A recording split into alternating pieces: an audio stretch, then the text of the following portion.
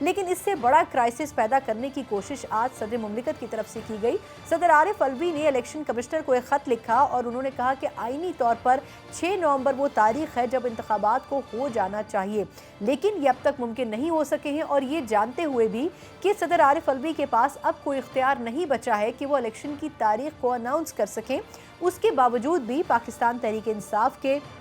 پرزور پریشر کے اوپر ان کو یہ خط لکھنے کے اوپر نہ صرف کوشش کرنی پڑی بلکہ یہ بھی واضح کرنا پڑا کہ آئینی نکات کیا کہتے ہیں۔ اب ایسا کرنے سے کیا واقعی آئینی بحران پیدا ہو سکتا ہے یا پھر نہیں، آنے والے چند گھنٹوں میں یہ ضرور صورتحال واضح ہوگی، لیکن اس سے بڑھ کر یہ ضرور پتہ چل گیا ہے کہ صدر عارف الوی صدر مملکت آف پاکستان جو ہیں وہ بعد میں ہیں، لیکن پاکستان تحریک انصاف کے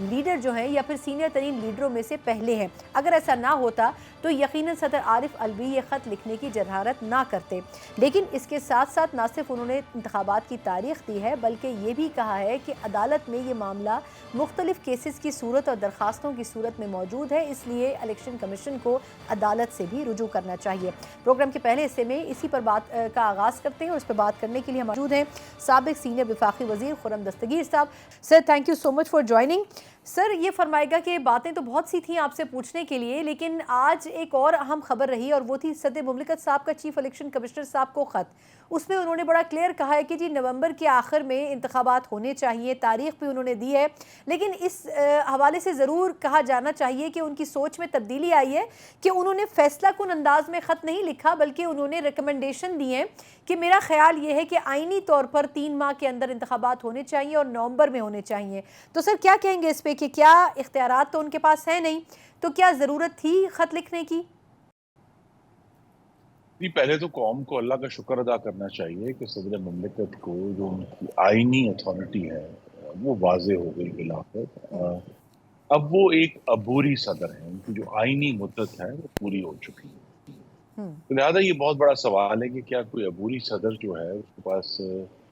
آئین کے تحت وہی اتھارٹی حاصل ہے؟ ہماری نظر میں تو اتھارٹی حاصل نہیں ہے، وہ صرف اس وقت تک موجود ہے جب تک پارلیمان اور صوبائی اسمبلی اپنا اگلا صدر منتخب نہیں کر لیتے انشاءاللہ۔ تو ایک تو یہ ایشو ہے، دوسرا یہ ہے کہ پھر شاید اسی چیز کا ان کو احساس ہوا ہے کہ وہ عبوری اس وقت حیثیت میں موجود ہے۔ دوسرا جو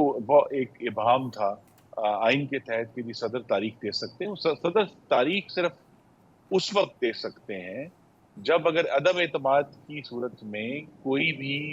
قومی اسمبلی کا رکن اپنی اکثریت ثابت نہ کر سکے، تو تب آئین نے صدر کو اختیار دیا ہے کہ وہ اسمبلی توڑیں، اور جب صدر اس کے تحت اسمبلی توڑیں گے، آرٹیکل 58(5) ہے غالباً، تو وہ پھر تب ان کو یہ اختیار ہوگا کہ وہ تاریخ دے سکیں، اس کے علاوہ ان کو کوئی اختیار نہیں ہے۔ اور اگر اس میں کوئی ابہام تھا تو ابھی حالیہ جو مہینوں میں پارلیمان نے قانون سازی کر کے براہ راست یہ اتھارٹی جو ہے الیکشن کمیشن آف پاکستان کو دے دی ہے، تو لہٰذا انہوں نے ایک نیک خواہشات کا اظہار کیا ہے۔ الیکشن کمیشن پہلے ہی کہہ چکا ہے کہ وہ 30 نومبر تک اپنی حلقہ بندیاں مکمل کر لیں، اس کے بعد غالباً کم از کم 54 دن انہیں درکار ہیں، تو یہی ہم ٹائم لائن اب دیکھ رہے ہیں کہ جنوری کے آخر میں یا فروری کے آغاز میں انشاءاللہ چاروں صوبوں میں اور وفاق کے انتخابات ہوں گے، اور پھر انشاءاللہ ہم ایک نیا صدر، آئینی صدر منتخب کریں گے۔